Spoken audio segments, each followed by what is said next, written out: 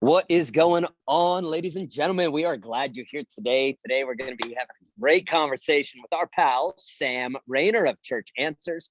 And we're excited about getting right into it in just a couple of moments. But before we do, we're going to get things kicked off correctly. I know a lot of you are going to be down there in Florida, right near Sam, next 2 weeks from now. Idea Day South in Tampa. Anybody coming out to that? Raise your hand if you're coming out to that one. And then how many of you are going to be down there or up there, I should say, in Chicago for 3 weeks from today, March 29th for Idea Day Chicago? You're coming out to that, Midwest. It's going to be a lot of fun. So it is Idea Day season, and we're kicking off right with Sam Rainer. Sam is a fantastic guy. By the way, if you have not checked out his new resource, Church Revitalization Checklist, you're going to be amazed by it. Go to churchanswers.com. You can pick it up. Sam is a revitalizer. If your passion is church revitalization, you're going to love to follow Sam. If you're not already doing so on social media, go ahead and do so. And you're going to enjoy that. But also, obviously, he's very passionate about fostering. We're going to keep that as the main conversation topic for today. And then go into a time of Q&A. But before we get any further, I just want to turn it over to the team and thank each and every one of you for being here today for this incredible roundtable discussion. Again, Sam, thank you for being here today. Let's go to it. Oh, and a special hello. I always forget to do this to each and every one of you who are watching later on. I know you've got busy schedules, and several of you are bivocational and co-vocational, and you're checking these out later on the replay. So thank you for watching these. Jeremy? Yeah, it's good to see you guys today, and we're looking forward to this session today. I too am looking forward to being in Tampa and seeing many of you guys that are pastoring in Florida. And I'm going to ask one of our guys that are pastoring, Thomas, if you would please unmute yourself, and why don't you pray for us? Tell us what the weather's like there in Florida where you're at, and entice us all to get there. It's like 85 degrees today, so it's nice. I love it. Snow here Absolutely on beautiful. Friday, so I'm looking forward to Florida. But Thomas, let's pray together. Lead us in prayer. Would you do that? Our Heavenly Father, we just thank you for the opportunity that we have to gather together as ministry leaders. And thank you for Sam offering his time to us. I pray that you would bless him for that. Use him to encourage some things in our hearts. Lord, help us to think outside the box and to be able to reach some people that maybe we haven't thought of before. I pray that this time would be useful for your kingdom. In Jesus' name we pray. Amen. All right, thanks, Thomas. Hey, everybody. Good to see you all today. Before we get to Sam, a couple quick announcements. They've already been said. Tampa is in 2 weeks. Chicago's in 3. You can still register for both. So get on there, register for both of those events. We'd love to see you there. As a scheduling note, we do this roundtable virtually every Tuesday. On those 2 Tuesdays, we are going to do a virtual roundtable live from both Idea Day cities. So Tampa and Chicago are both going to be live. You can enjoy the roundtable talk for both of those weeks live from those events. On the 22nd, the roundtable is live from Tampa at 2 p.m. Note a scheduling change the following week is going to be live from Chicago. That's going to be at 3 p.m. Eastern. So because it's an hour earlier in Chicago, we're going to have an hour later here on the East Coast. So what usually is 2 p.m. is going to be 3 p.m. on that day. So make sure you note your schedule accordingly for those. All right, Sam Rainer's already been introduced. We're happy to have him with us today for our talk. One thing is we were going to break out into discussion questions, but instead we're just going to stick around for Q&A. So while he's talking, while he's sharing with us, if you have something that you would like to ask him when he's done with his talk, write it down and we'll get some Q&A toward the end. Sam, again, thanks for being with us today and we're happy to have you. Well, thank you, Jason. Thank you, Josh, Jeremy, all the rest of you. Honored to be with you and among you. So when Josh asked me to speak on fostering, Josh, I'm still a little unclear are we talking about children or churches? Because I can talk about either one.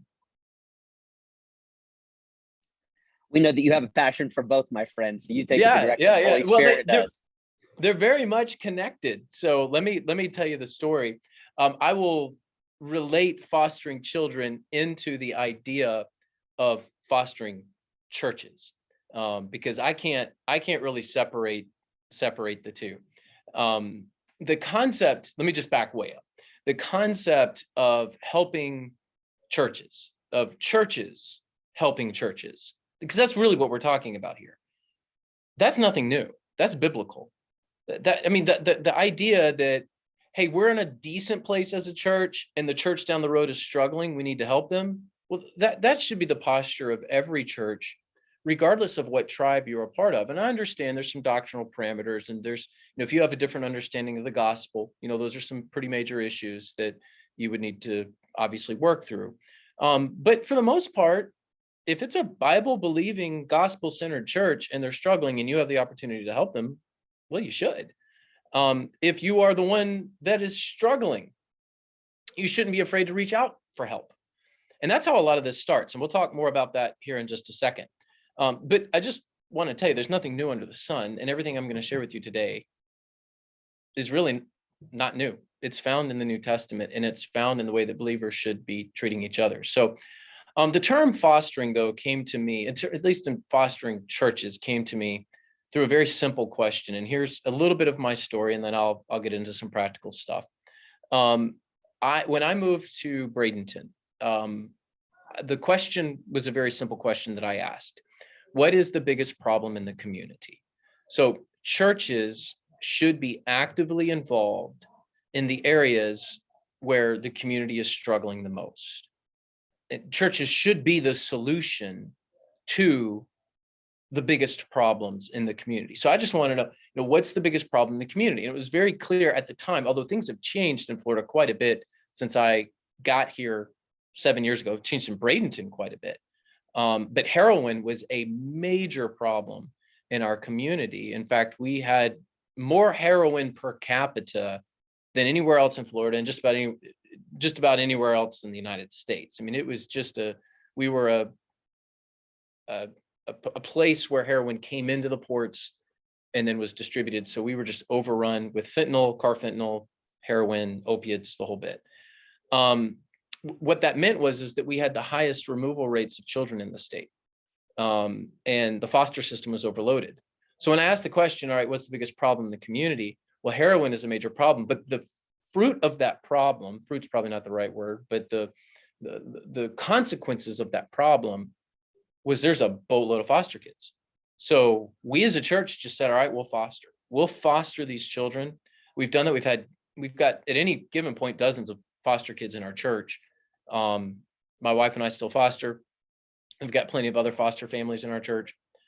And this is people ask me all the time, all right, I want to serve the community. I want to reach the community. How can I get involved in the community? How can I know where the church can be part of the solution? I say, just foster, or support foster families. This is one of the best ways to immediately get connected to your community. Now, the goal of fostering a child is to give parents the support they need to get the child back. Sometimes it's multiple children, or sibling groups, as they're called in the foster system. So we started fostering. We ended up adopting Dominic. We've had several foster kids, but one of my sons is adopted. Mom just could never quite get it together, and we're saddened by that. But we ended up adopting Dominic. All that to say, it was families helping families. That's the foster system. It's taking in children that would otherwise not have a home. It's a very serious sort of problem. Well, it came to me why can't churches help churches? Why can't we foster another church to get them back to where they need to be? Why can't, because my church is in a little healthier place, although we've had plenty of ups and downs, but why can't that church of 10 or 12, why can't we help them? And why can't we help them, say, 6 months or 12 months or 18 months? So all these ideas started kind of rattling around in my head with the foster system. So my journey with all this started with fostering children. So fostering, there's two terms that I want to bring to your attention today: fostering and adoption in terms of churches. Adoption is a term that has been typically used for merger. Merger's fine. I mean, it's not personally offensive to me, but I prefer a more biblical term. I prefer more biblical language around what we're doing. So an adoption is when a church comes into the family. So there's a church that would otherwise not make it, and you are bringing them into the family, or just a case where a merger is needed. But again, I prefer the term adoption. Fostering is similar, but it can be connected to the adoption process, but it needs to be separate for reasons I'll talk about here in a second. But fostering happens when a healthier church sends people and resources to help a struggling church over a set period of time. It is typically between 3 months and a year. Longer than a year, you really start getting into codependency sort of stuff. So you have to be very careful fostering longer than a year. But in 18 months, I would say is probably the absolute max in most scenarios. If a church needs more work than that, it's almost like, why aren't you adopting them? But 3 months to a year is very typical for a fostering arrangement. So the way that all this starts, by the way, is just with relationships, whether it be adopting another church or fostering another church. It's two pastors talking. That's really what it is. It's two pastors that are friends. It's, poaching is a terrible thing to do. So we don't want to go after churches because they're struggling because we want their campus. And we're going to, kind of just send them a few little resources so that we have we have a foot in the door. So motive is very important with this when we're talking about fostering, extremely important. And only unless motives are spoken, you don't know. So only you would know your own motives. But the strategy for fostering, and really the strategy for adopting as well, if you're going to adopt a church, is expecting nothing in return. So if you are the healthier church and you're going to send people and resources, you do this because you just care about the kingdom. It's not your in. If you do that, I guess it could work. I just don't think God honors it. And this is why fostering to adopt it's a conflicting strategy with children too. So let me continue the analogy with children. You don't foster to adopt in the system, at least you shouldn't. And here's why. Because if you've taken a child into your home through the foster system and you ultimately want to adopt that child, well, what you're doing is you're rooting against the family where that child was originally taken. So you don't want to root against the family. So if you foster a church, you don't want to root against that church. You want to help them as much as you possibly can. And so motive is a key part of this. And really, it's one of the biggest pieces.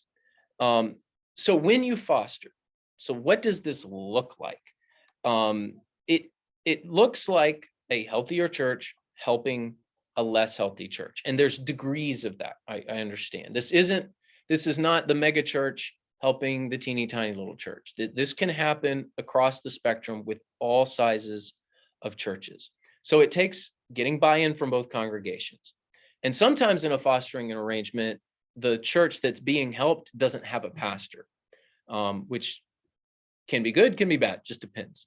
But a lot of times a church will reach a point of struggling where they just say, well, they are willing to receive help when they don't have a pastor. So that's something to be on the lookout for, is making sure that you have relationships with other churches, and not just other pastors, but other churches, if you really want to start helping other churches.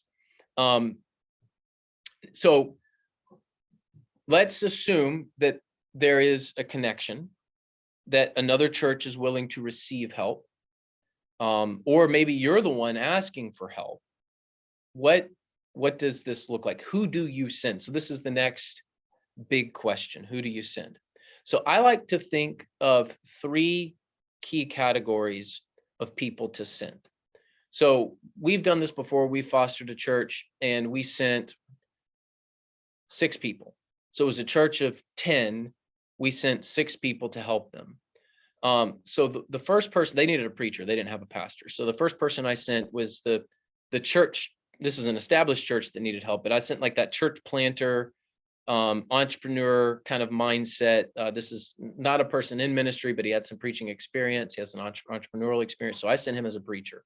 Now the pastor before had a substance abuse problem, and he was preaching the same sermon every week, like literally just preaching the same sermon every week for 2 years. That's how bad this church had gotten.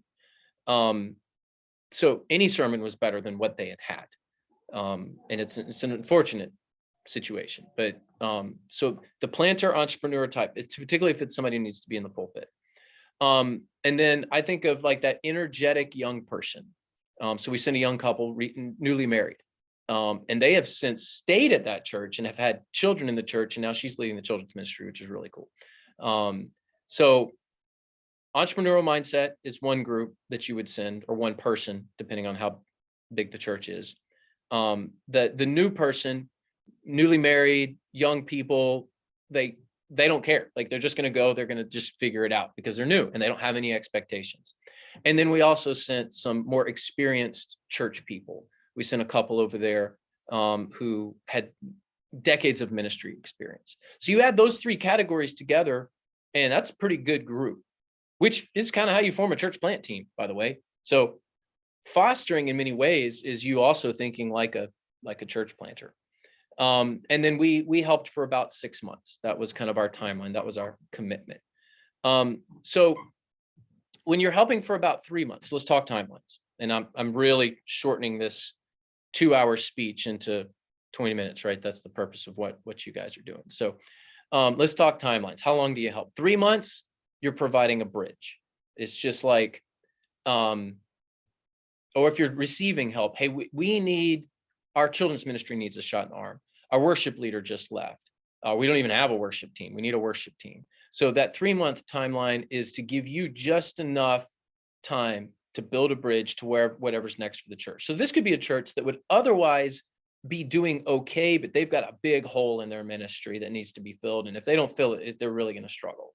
So that's a fostering arrangement that's a little shorter timeline, a little more immediate impact. Those are fun. Those are fun to do because you're going to see the fruit of that work right away. At 6 months, you're providing strategy and training. So it's not just the shot in the arm, you're filling a hole. At 6 months, you really need, if you're fostering or if you're receiving fostering, you're getting help with training your people and you're getting help with strategy. Now let's understand what strategy is. Vision is the goal. Vision is where you want to be. Vision is just beyond the horizon. Most pastors, lead pastors, are pretty good at vision, or at least knowing what they want of the church. Strategy is the pathway to get there. Tactics are the steps along the way. So tactics are kind of day-to-day operational decisions. Strategy is, here's that 6-month plan to get us to the vision. Lots of people can think tactically. Lots of people can think with vision. It is strategy that really keeps the church going, especially in a 6-month fostering arrangement. At 1 year, let's say you're going to provide help for 1 year. That's where you're actually providing vision and leadership. It's beyond the tactics. You're not just filling a hole. It's beyond the strategy. Here's the pathway. They actually, at a year, you're really helping the church form an identity because they need that much help. So let's work through a quick checklist. What do you do in the fostering arrangement? How do you know if it's even right? Doctrine. You've got to do doctrinal due diligence. That's step number 1. I could not help certain churches in our community because they have a different understanding of the gospel than I do. The Jehovah's Witness church down the road, man, I love them and I'll be friendly to them, but it's not a church I can help. So there has to be some doctrinal parameters. Only you can determine how tight or broad you want those doctrinal parameters to be, but you've got to do doctrinal due diligence. I know there's certain churches in our community, if I led my church to go help, they would be like, what are you doing? Because the doctrine's that far off. The second part of the checklist is leadership due diligence. Who's in charge? All right, so you're gonna help another church. Who's in charge? Who makes the decisions? What's the governance? You got to know your audience. Like, who are you going to be communicating with, and who is going to be making the decisions? Community due diligence. That's the third part. Who is my neighbor? This is where we provide demographic reports at Church Answers. Like, who are the people in our community that is our mission field? So you've got doctrine due diligence, leadership due diligence, community due diligence, facility due diligence. How bad is this campus? We actually had to tear down a sanctuary because of mold issues. It had never been taken. We literally tore it down, put a big hole in the ground, then rainy season hit and it filled up, and the neighbors called it the local swimming pool, and that's a whole nother story. And we filled the hole in, now it's fine. But we had facility due diligence that we had to do. If you go into adoption mode, now some fostering arrangements will turn into adoption, just like in the foster system with children. You just don't want to start there. If you're going to help a church, help a church. Don't just take over a church. Have the right motive. But some of these will turn into adoption. And if that's the case, the fifth part of this checklist, do legal due diligence. One of the things that we found out when we adopted a church is they had different names, legal names on different documents, which was a nightmare. You would think it would be so simple. They are gifting the assets to us, and then we were going to dissolve the entity after gifting the assets, which, by the way, that's the way to do it. Don't do a true merger legally. Those are very hard to do depending on what state you're living in. So we did an adoption. The church gifted us their assets, and then after all that happened, they dissolved the entity, and then you obtain what's called tail coverage. It's insurance, just in case somebody pops up, because that's going to happen. By the way, if you go through this process, there are going to be people that come out of the woodwork that say, "That's my grandma donated that piano, and that's mine."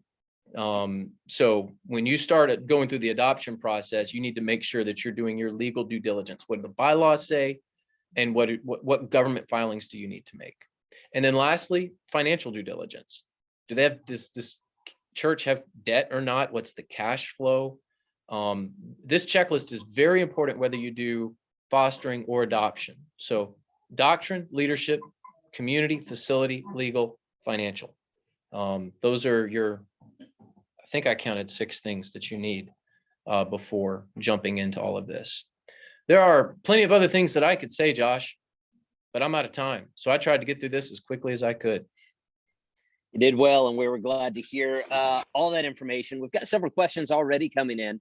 The first one actually I wrote, and that is, how do you let other churches know that you're in the community and ready to help them when they're struggling? Yeah, a lot of lunches. I do a lot of lunches, a lot of dinners, a lot of breakfasts. And it's honestly, this is where I think motive kind of comes to the surface, because we've adopted one, we've helped others. So we fostered and adopted, we've done all of the above. And you just have to have a genuine desire to care for other pastors and other churches. And you have to be willing to pay for lunches. You have to be willing to hang out some. And then, at some point, I just tell, I'm pretty upfront with other pastors. I just say, listen, you've done everything you can here. A lot of times it's just a terrible situation that the pastor inherited. These are a lot of bivocational pastors that, man, the church hadn't done anything in 40 years. It's not their fault that the church is in the dumps. It's 40 years worth of the church not doing mission. So it's just befriending a lot of people, being genuine and in caring for them, and just saying, hey, if you need help, don't be afraid to ask, reach out, and genuinely offering that help. So it's networking leading to a genuine offer to help is how all this begins. Don't send letters to struggling churches saying, I hear you're struggling. We'd like to talk about merging, which people do that. They do that. Don't do that. That's just terrible. How awful of you. That's awesome. Okay, so I want to go to the community and ask some of you guys, how have you intentionally and strategically gone out of your way to develop relationships with the local ministry leaders? What have you done that you've seen work? Sam talks about really scheduling breakfasts and lunches. I want to hear from you guys to see what's worked for you. Go ahead and raise your hand and I'll call on you, and we'll go to that. But as that's going up, I'm going to go to the next question. Do you happen to have a written process that is available at Church Answers as it relates to this entire concept of fostering and adopting? We have the Churching Helping Churches resource. I'll post a link in the comments. Okay, very good. Awesome. Any questions, or anybody have an idea or any concept comment they want to make as it relates to how you've developed relationships with ministry leaders within your local context? Yeah, Justin. in our area, Southern California, the General Association of Regular Baptists, which was what our church was a part of when I took the church, had tons of men pastors that were already meeting together on a regular basis. And so I purposely just plugged myself into those meetings on a regular basis, and just to build friendships with these guys that are 50, 60, 70 years old, but not necessarily having a plan for what they're going to do with their church afterwards. And a lot of their churches are just about 15, 20, 25 people. And so that has led us to one of the churches that we are currently, this is my first time hearing it this way, that I guess we're currently fostering, and we're sending out preachers to help them on a regular basis. And so there's just a monthly meeting kind of like this, but with a different association. So. Very good. I love it, Justin. Somebody else. Hey, this is what I found really works. Yeah, Nick. Yeah, so it goes back down to relationships, one-on-one, reaching out. We have done things when we do like marriage conferences. We offer, all the pastors in the local area to be able to come for free. We were able to, just whatever we can to help build those relationships. And then in time, if there is a struggling church, you have that relationship, you're having those conversations. Anytime we have equipment that we're no longer using, we don't sell that. We offer it to other churches who may be in need.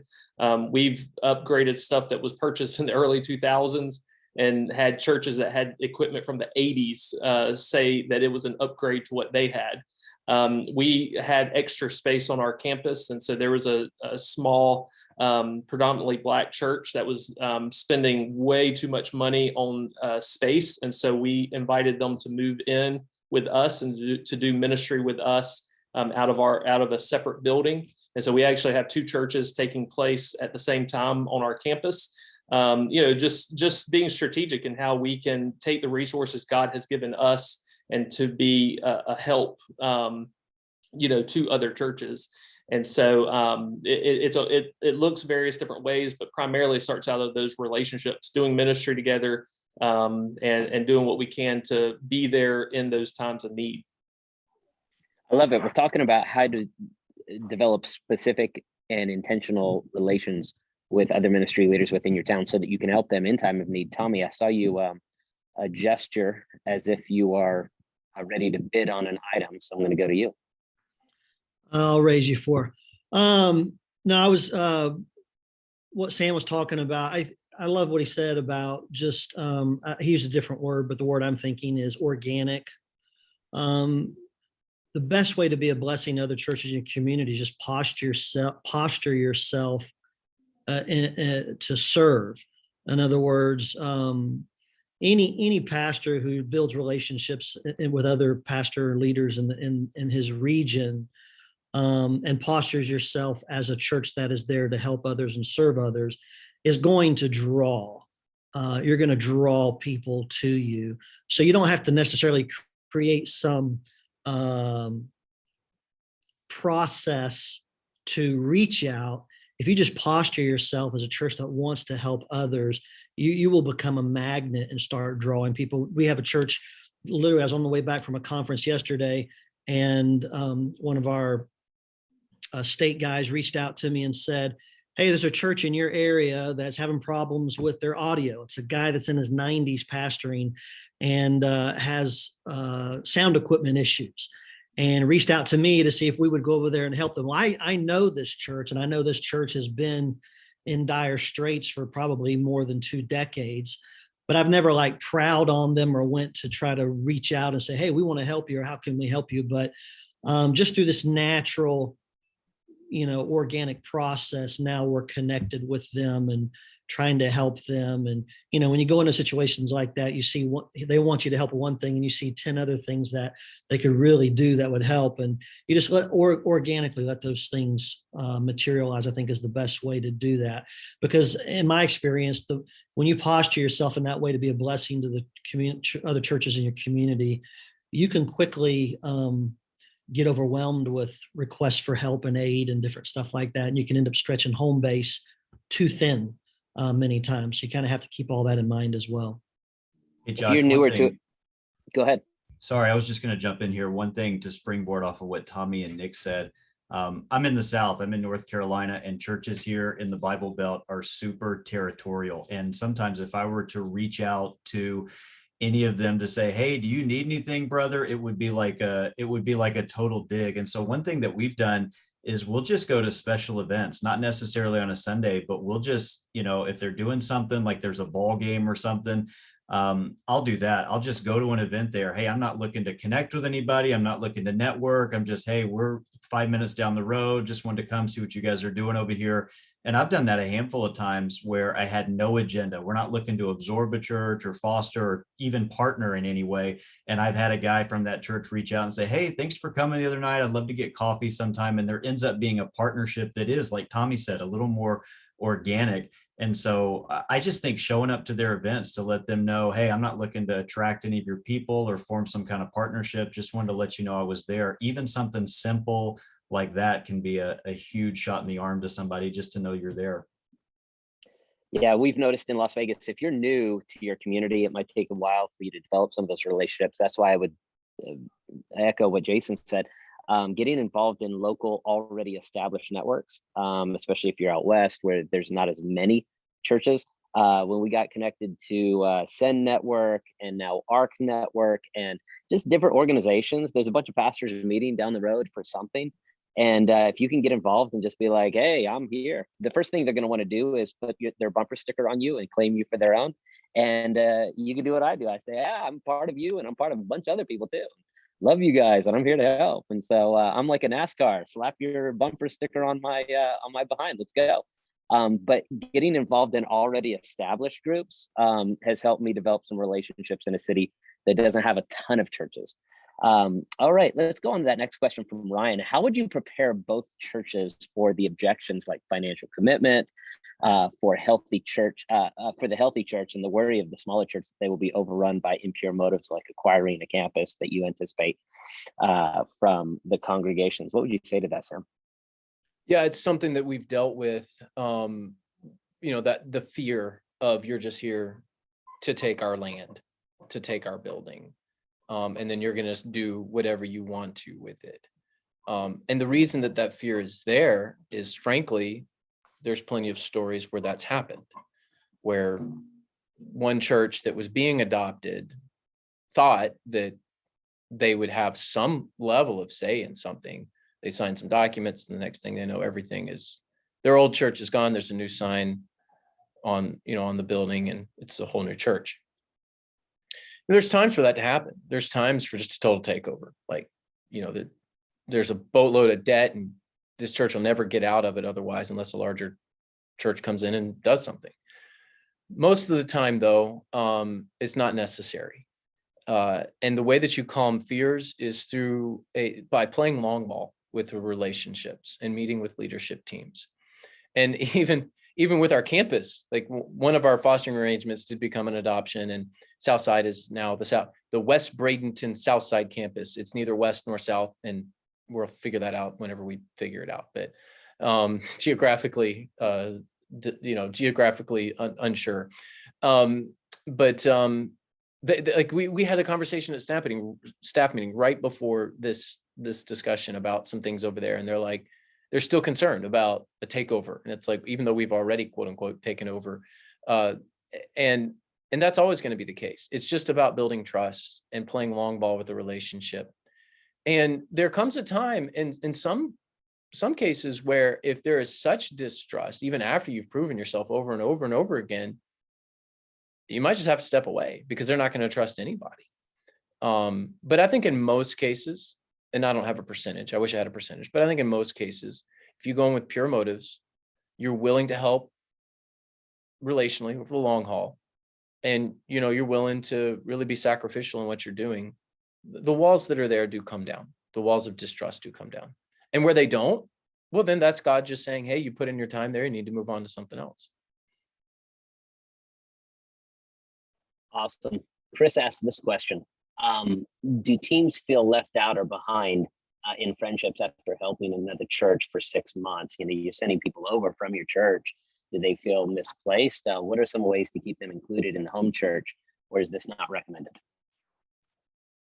Yeah, we just ask for a very specific time commitment from our people, and we only ask people who are willing to go. So you don't force people to another place. If they're not excited about it, it's going to last about 3 or 4 weeks, and they're going to want to come back. So you start with the people who are willing to go. That's why I mentioned those 3 categories. The entrepreneur, they're all for something new, and they'll try something for 6 months or a year. The newbies, well, they don't know any different. And then the experienced church members, the veterans, they have an understanding, like they know, like they get it. When we went through our fostering arrangement, we asked for some people it was 6 months, and for some people it was a year, depending on who it was and what they were willing to give us. And there was one family that said, because of our student ministry, they're like, we still want our student to go to the main campus student ministry. It's like, it's not a problem. We'll let the family make that decision. So you got to be willing to be flexible there. And I think if you put a timeline on it, and people know exactly what they're getting on the front end, that there's usually not too much trouble. So they kind of want to do it from the get-go. They have a timeline. So most people can manage doing something for 6 months. But most people can. And if they can't, they're probably not mature enough to be sending them anyway. Love it. Paul asked this question. Do you have any suggestions for how to make the church you are helping or taking over not feel like they are being pushed aside? How can we honor their past without committing to maintaining the past? So if you're talking about merging or adopting, what we've done, now this is a little wonky and I'm not totally sold on it just yet. But what we're working on right now is the name for a lot of churches is a big deal for whatever reason. Like, I don't know why, but name is a big deal. So Southside Baptist Church, their one thing was, we just want to stay Southside. And what they meant by that was we just still want to call ourselves Southside. They were able to hang on to the name. So I just said, okay. So what we've done here is it's West Bradenton, a neighborhood church. Southside, a neighborhood church, and we're working on one just south of us, and one east of us and north of us right now. Fostering now, not really adopting. The conversations there, I know it'll be the name of the church and then a neighborhood church. So the name of the church is the last name, and then the campus is the first name. So we call ourselves a neighborhood church, and eventually, don't tell anybody, that'll probably be what we call ourselves. But it'll be West Bradenton Neighborhood Church, Southside Neighborhood Church, Pinellas Park Neighborhood Church. And so the name of the church ends up being the last name. The name of the campus ends up being the first name. And that does away with so many problems, because you get to tell the church, yeah, you can keep your name, not a problem. And right then, that's such a big bridge that then pretty much you have an end with programs and whatever you want to do. I love that. Fantastic. Justin Reed says, how would you walk through the tertiary doctrinal issues when you begin to talk about those things? Same way you do at your church, if you're one campus, right? If you're not fostering anybody. I mean, yeah. Oh goodness. This is like a whole nother, like, do you have another hour to talk about this? That's a great question. I just don't. I keep the main thing. I focus on the main thing. I'm an inerrantist. I'm biblically conservative.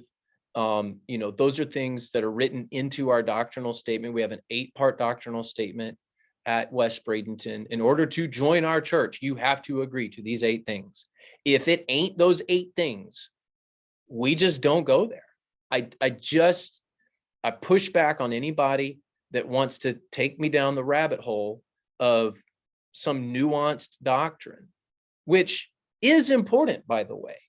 Your particular flavor of eschatology is important. Revelation is an extraordinarily important book of the Bible. I don't mean to diminish that. I'm just not going to burn a bridge over it.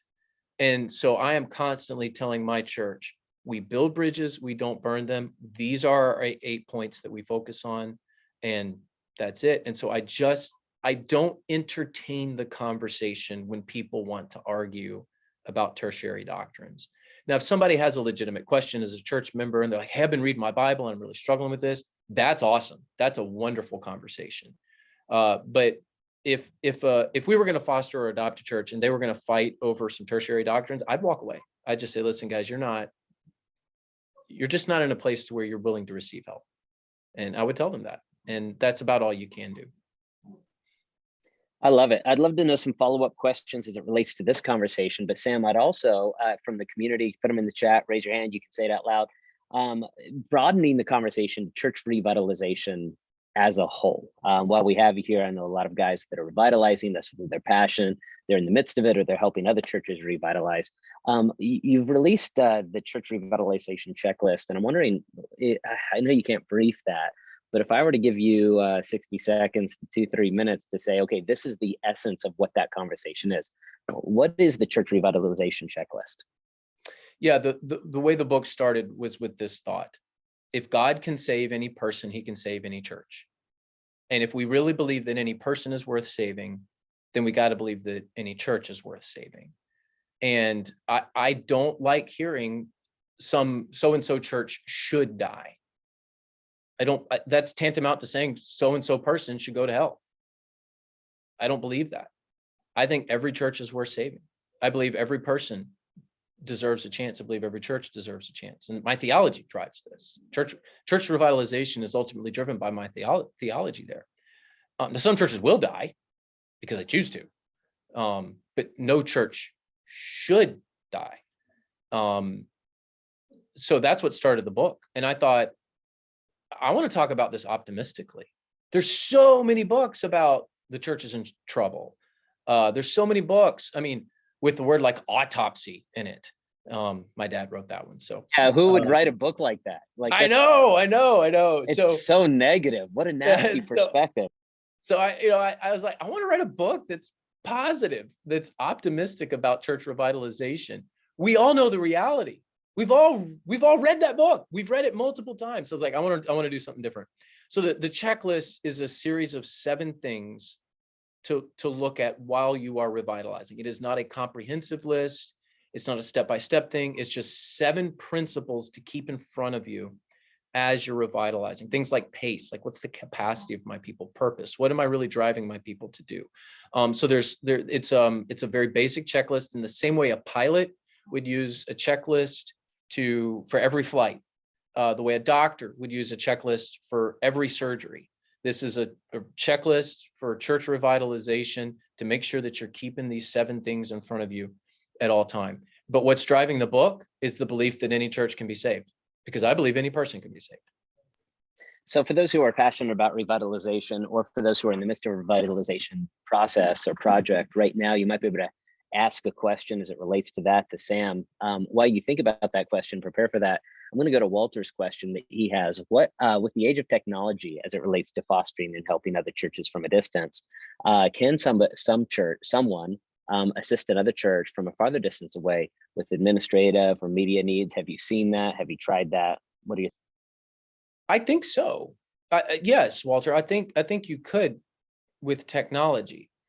We have a geographic limitation to our formal fostering arrangements. We're actually sending people and resources.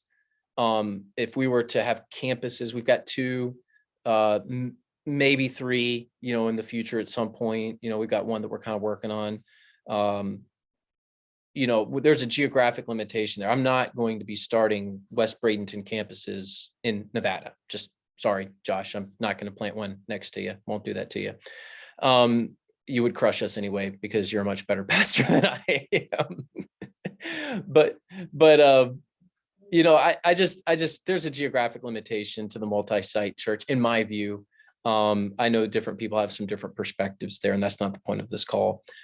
But when it comes to technology and fostering through technology and helping people remotely, I do think that there's some opportunities there. And if you have the ability to do that, where you've got a tech guy on your church and you think that he's got time and ability and capacity to help 2 other churches that may be in another state, sure, why not? I think that's just kingdom work. That's just us helping each other. I think that would be a wonderful thing. Fantastic. Any follow-up questions as it relates to revitalization as a whole, or back to the concept of fostering? If that is the case, just go ahead and raise your hand and we'll go to you. We have just a couple minutes left before Sam's got to go and we've got to jump off for the time. I'd be interested. I know Tommy, I was going to go to Tommy, but his screen is off. I'd be interested in hearing from Tommy as it relates to this concept. I know that he himself has been not only in an incredible revitalization process. Oh, you're back. Okay. But also with helping churches around. What would you say as it relates to this conversation? That's actually a critical component to trying to identify churches that need help in your community. Fortunately, here in Illinois, IBSA, or Illinois Baptist State Association, I'm part of the church health team.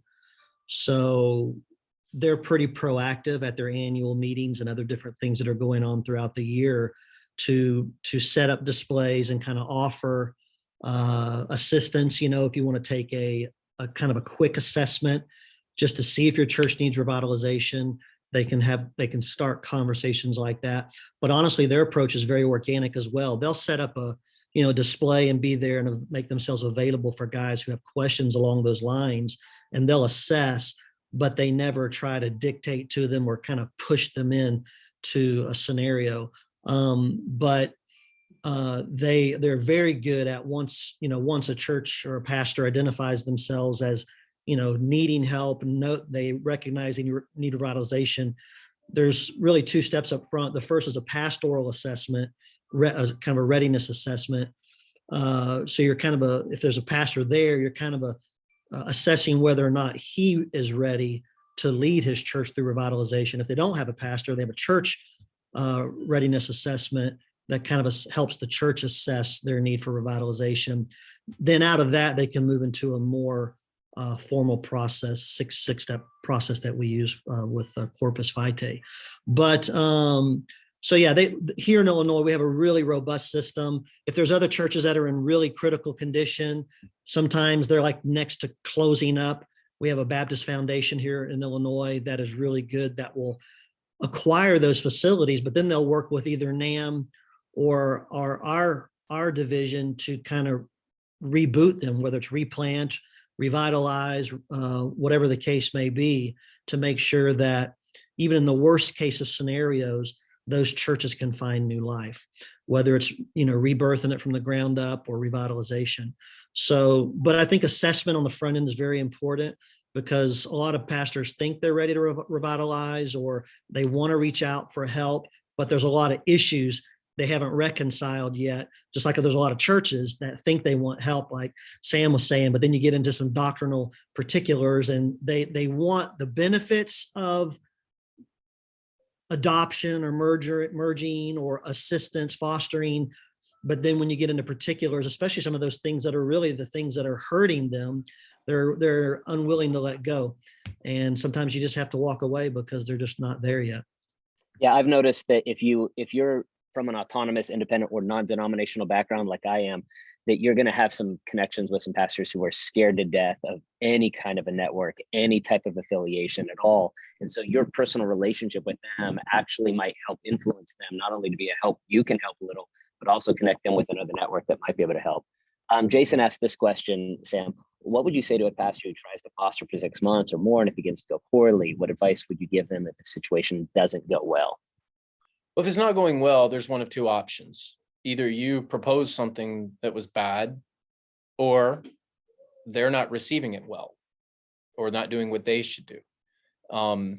So, first thing I would say is if you're the reason, then you just got to step up and say, hey, it's not working.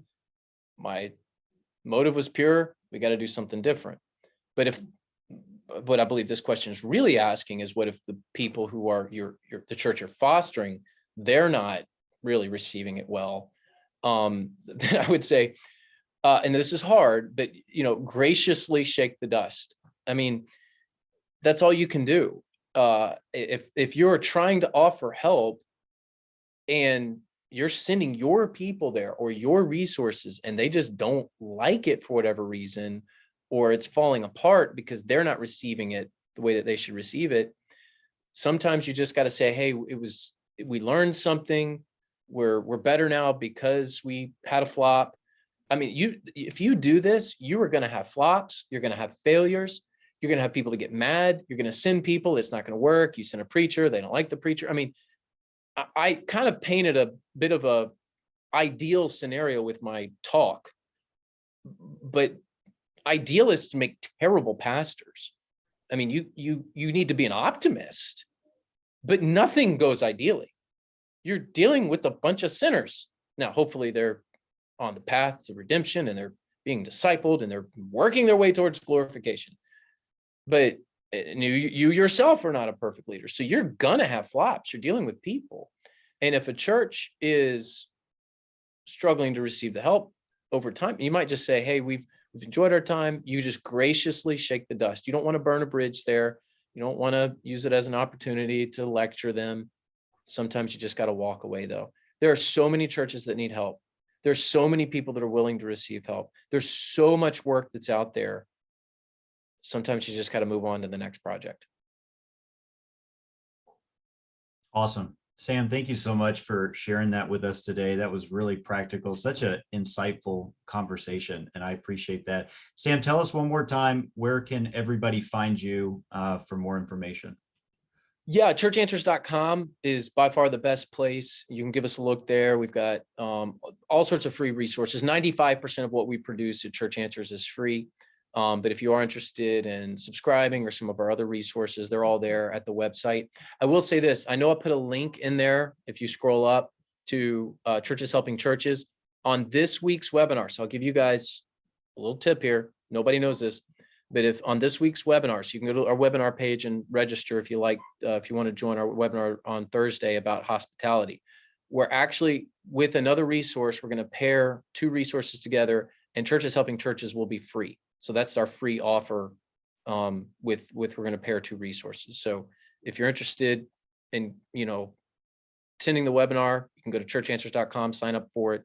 We'd love to have you there. So thanks for having me, Josh, Yeah, Jason, outstanding. others. Yeah, Thank you. Thank you so much. We will put this replay up tomorrow for any of you that missed some of it. I know a couple guys came in late. What's up next? Next Tuesday, we've got our friend of the network, Steve Miller, is going to be back with us. His topic is 3 ideas that will improve giving. Who doesn't want to improve giving at their church? Steve's going to talk about that next week. Special thanks to Sam for leading our talk today. Such great stuff. Final word is this. Josh Tice, I was driving today to an unofficial meetup with another charter member. And on the drive back, I jumped on Apple Podcast and I found something. The Idea Network dropped a new podcast this week. Were you aware of that? Were you aware that that dropped, Josh, this week? Hold on. This week we dropped the new podcast episode. It's a brand Well, it new is every- podcast. Yeah, it is straight Yeah. fire this week. Probably the best Idea Network podcast that I've listened to. It was a Wisdom. great episode. Oh, Practical Practical Wisdom Wisdom. from Dr. Johnny Hunt. So if you guys have not listened to it, check it out today. It was really good. I was encouraged by it, and I'll probably listen to it at least one more time this week. But anyway, that's all we've got for today. Thanks, guys. We will see you back next week. Have a great week today. Thinking outside the box. Take care. See you guys next time.